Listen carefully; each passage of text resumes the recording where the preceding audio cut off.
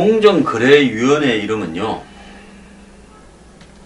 대기업의 독점 및 불공정 거래에 관한 사안을 심의하기고 또 거기에 대한 결정, 의결을 하기 위해 설립된 중앙행정기관이자 합의제 준사법기관입니다.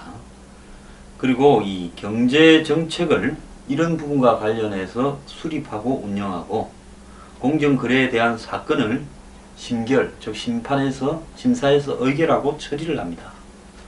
그래서 81년에 설립됐는데요.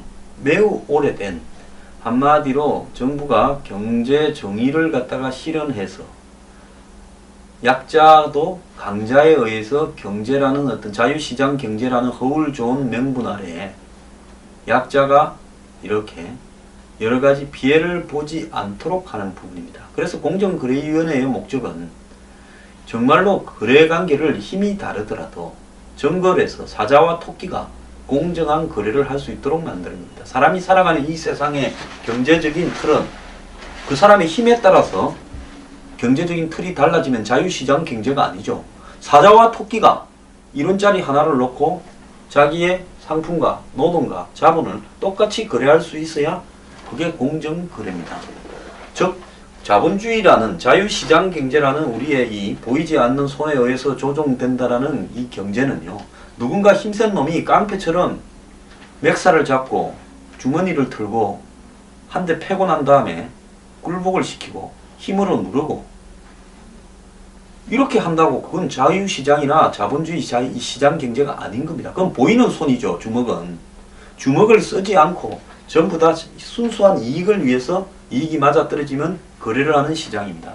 그래서 공정거래위원회에 수사권을 부여해야 된다는 요구도 끊임없이 나오고 있고, 얼마 전에 중소기업 회장이 공정위에 수사권을 부여해서 대기업의 불공정행위를 처벌해야 된다라고 이야기도 했습니다.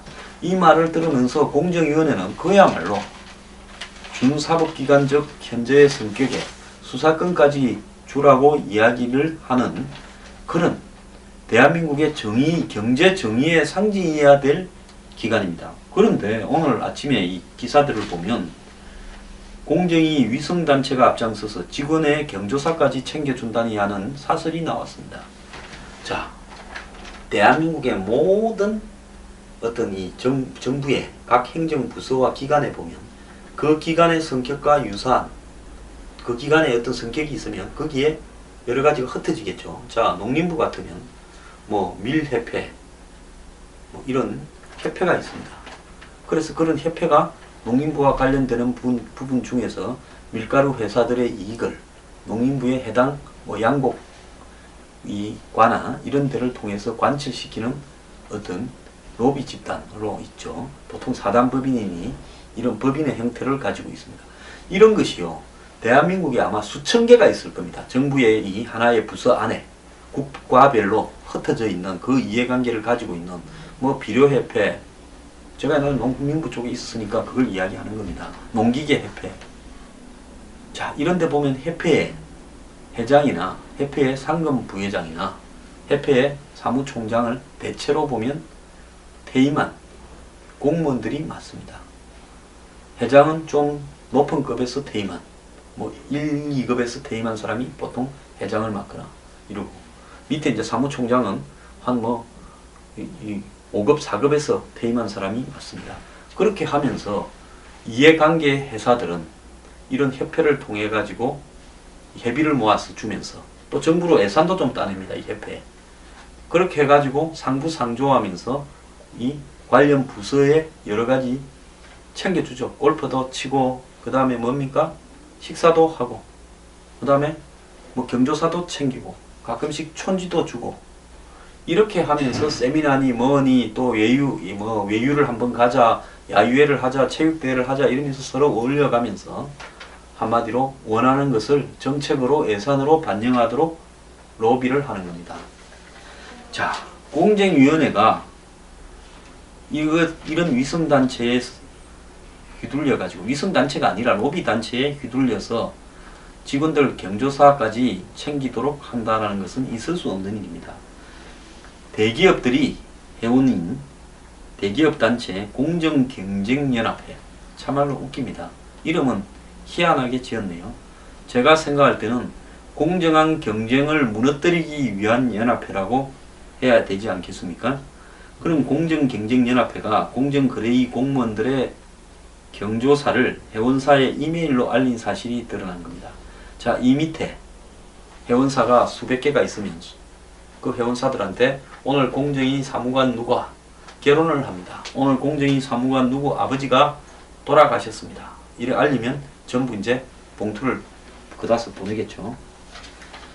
자, 이 더민주 의원이요, 이걸 챙겼는데 연합회는 국외 훈련 중인 모 사무관의 부친이 별세하셨다.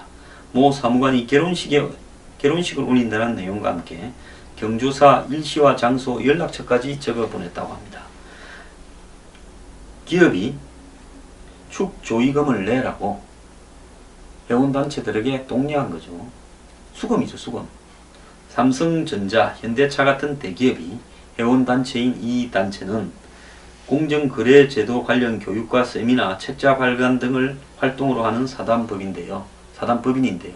멤버들을 보면 공정거래와는 정반대 일을 하기 위한 거 아닙니까? 자, 기업들이 공정위원회와 접촉할 기회를 만들고 창구로 활용하기 위해 사실상 그 로비 단체라는 겁니다. 각종 행사에서 공정위 관료들이 특강을 하고 공정위가 연합회 주최의 세미나를 후원하기도 합니다. 맨날 얻어먹기만 뭐 하니까 우리도 한번 샀게 해서 이 공정거래연합회에 때로는 행사를 하면 뭐 행사 지원비도 보내고 이렇게 하겠죠. 공정위 관료들은 지난 2년간 이 단체에서 21차례 675만 원을 받았다는 겁니다. 평균 한 30만 원 받았는데 이걸 갖고 제가 뭐라는 게 아닙니다. 이거는 그냥 서로 간에 이렇게 잘 어울려 놀고 있다라는 걸 입증하는 이야기일 뿐이지, 이게 뭐 무리하다거나 그게 하는 게 아닙니다. 공무원들이 외부 강의를 갔을 때 시간을 초과할 때마다 얼마씩 받는가 페이가 정해져 있기 때문에 공식적으로는 이 페이를 줄 수밖에 없는 겁니다. 더 줄 수도 없어요. 왜? 거기 가서 강연한다고 출장 맹서서에 써놨을 건데 밖에 일본은 맹서서가 있지 않습니까? 그러면 거기 가서 강연한 거 세상이 다 아는 건데 30만 원 받았다고 해야지 300만 원 받았다고 할 수 있겠습니까? 이 단체의 직전 회장은 현재 공정위 부위원장이고, 직전 회장이 공정위 부위원장이랍니다. 이 좀 거꾸로네요. 있다가 나간 게 아니라 거기 회장하다가 공정위로 들어와서 부위원장. 그러니까 이분은 공정위에서 뺑뺑 돌던 사람이 잠깐 또 나가 있다가 또 들어와서 이런 거 하겠죠. 현 회장도 공정위 간부 출신이어서 공정위의 위성단체로 불린다는 겁니다.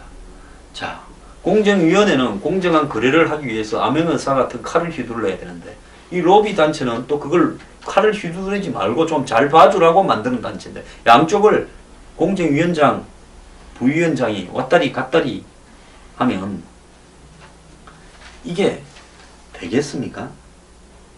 경조사 이메일이 연합회를 앞세운 공정위의 대리갑질이 아니냐라고 하는 말도 나오는데요. 이거 억울하다고 생각할지 절대로 반성 안 할 겁니다. 왜?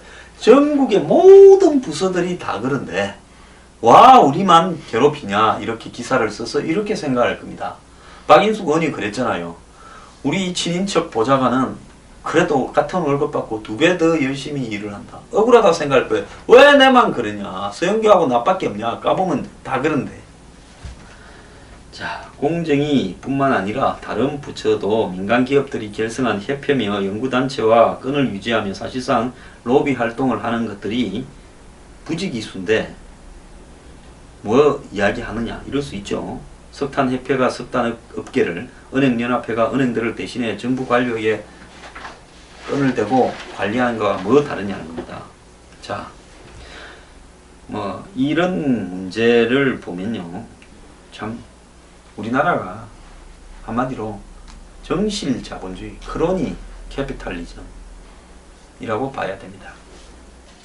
오늘도 철없다고 해서 죄송합니다. 순진한 한 언론은 원청회사의 갑질을 공정거래위원회가 막아야 이런 글도 썼는데요. 경남도민일보입니다. 참 순수하십니다.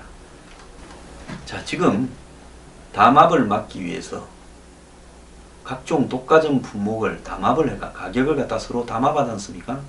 뭐 석유, 휘발유 가격, 그 다음에 뭡니까? 보험회사의 보험료, 무슨 통신료 뭐 이런 것도 전부 물밑에서 담합을 할 겁니다. 밀가루 가격부터 옛날에 무슨 라면 가격도 다 담합한다. 치약 그래서 이런 부분에서 담합을 막고자 과징금을 굉장히 부과하지 않습니까? 벌금처럼요. 그래서 몇백억, 몇천억씩 부과될 때도 있었죠. 자, 그런데 리니언시라고 해서 그 담합을 한 사람 중에서 자진해서 신고하는 사람에게 감면 제도를 주는 부분이 있었는데요. 이런 리니언시에 대해서도 빠져나가려고 서로 돌아가면서 한 번씩 먼저 자수한다는 거 아닙니까? 걸리기 직전에. 한 번은 A사가, 한 번은 B사가. 이것도 순서대로 감면을 해주기 때문에 그것도 순서까지 정한다는 거 아닙니까? 그러니까요. 한마디로 우리 사회에 독과점 품목들, 아파트 가격, 휘발유 가격, TV 가격, 통신요금, 이런 모든 주요한 생활비에서 많이 들어가는 품목, 보험료, 이것도 대표적입니다. 이런 가격들이 공정거래가 된다고 보십니까? 담합에 의해서 가격이 책정된다고 보십니까? 제가 왜 통신요금하고 단말기 가격을 섞어서 사게 만드느냐, 소비자로 하여금. 공정거래위원회가 전화기는 따로 사고요. 통신요금은 그냥 통신 3사에 알아서 내고 이렇게 놔둬야 된다. 또 통신 3사 외에도 군소통신사들이 전화기하고 관계없이 통신요금만 받도록 해야 된다. 그래서 사람들이 중고든 새폰이든 흠폰이든 각자 전화기 갖고 요금회사 찾아다니면서 통신사에 정해서 내게 하면 된다. 이게 공정한 거 아닙니까? 이걸 비에 섞어 갖고요. 조삼모사처럼 만들어서 전화기 값이 얼마고 통신료가 얼마인지 모르게 만들어가 이 장난을 치는데 정부가 또 뭐라고 합니까? 단통법을 갖다가 땡겨가지고 사실상 무력화 시켜버리지 않습니까? 정부가요. 공정거래를 끄는 역할을 하면 공정위원회가 아니다. 그래도 그나마 그게 된 다음에 전화기 가격이 통신요금이 좀 투명해졌다. 이렇게 이야기를 해야지요. 정부가요. 눈치 빠른 사람, 재수 좋은 사람, 야근 사람들이 더 잘 사게 해서는 안 되지 않습니까? 자, 공정거래위원회가 불공정 거래에 일조하는 듯하게 보이는 이런 로비 집단을 옆에 두고 끼고 살면 공정거래가 되겠습니까? 가끔씩 국민 앞에 한 번씩 공정거래하는 듯이 쇼만 하고 실제로는 불공정 거래를 조장하려고 그러는 것입니까? 저는 그렇게 믿고 싶지 않은데요. 이 사실 하나만 보면 대한민국이 얼마나 썩었는가를 보여주는 겁니다. 아담 스미스가요. 국부론을 썼을 때 이것이 자유시장 경제를 위해서 썼다라고들 다들 생각하는데요. 그게 아니라 정말로 경제가 공정해야 잘 돌아갈 수 있다는 것을 강조하기 위해서 쓴 측면이 더 큽니다. 아담 스미스의 이야기 중에요. 배타적 특권이 없을 때도 거의 성공하지 못했다. 배타적 특권이 있을 때조차도 자주 성공하지도 못했다라고 한 유명한 말이 있습니다. 이 말은 뭔가 하면 이 당시에 동인도 회사가요. 독점을 가지고 식민지로부터 무역을 독점하면서 얼마나 부패하고 배타적 특권을 가지고 장난을 치는지를 봤는데 이런 부분들이 굉장히 문제라고 하는 부분을 지적한 부분입니다. 오늘날 자유시장론자들이 투가면 보이지 않는 손 이야기하는 아담 스미스가요. 경제학의 아버지라고 불리는 사람이 기업에 대해서 얼마나 회의적인 시각을 가졌는가라고 보여주는 글인데요. 동인도 회사가 독점을 유지하는 방식을 보면서 기업이 얼마나 쉽게 부패할 수 있었는지를 목격했기 때문에 이런 말을 한 겁니다. 기업은 정치적 힘을 키워 배타적인 특권을 가지려고 하는 본성이 있기 때문에 결국 경쟁을 저해할 거라고 생각을 한 겁니다. 근데 사람들이 아담 스미스가 기업을 부정적으로 했다는 말을 이 국부론 원전을 안 읽어보면 잘 모르고요. 굉장히 놀라는데 이 아담 스미스를 약방의 감초처럼 팔고 다니는 사람들이 시장하고 기업을 동일한 것으로 이렇게 사용하고 있기 때문입니다. 시장하고 기업은 엄연히 다른 겁니다. 시장은 공정한 경쟁을 해야 된다는 걸 아담 스미스가 강조했고요. 기업은 불공정을 지향한다는 것을 강조한 거죠. 자, 아담 스미스에게 있어서 시장과 기업은 반대말이라는 겁니다. 기업은 어떻게 해서든 경쟁을 회피하려고 한다는 겁니다. 아담 스미스가 가르친 자유시장주의의 원조의 사상은 기업의 과도한 지배력이 시장 경쟁을 훼손한다는 사실을 분명하게 인식하고 공정한 경쟁을 보장하는 것을 시장 경제의 필요 조건으로 간주했기 때문입니다. 이 이야기를 자유시장을 주장하는 대한민국의 한마디로 로비 집단이나 재벌들은 간과하고 있습니다.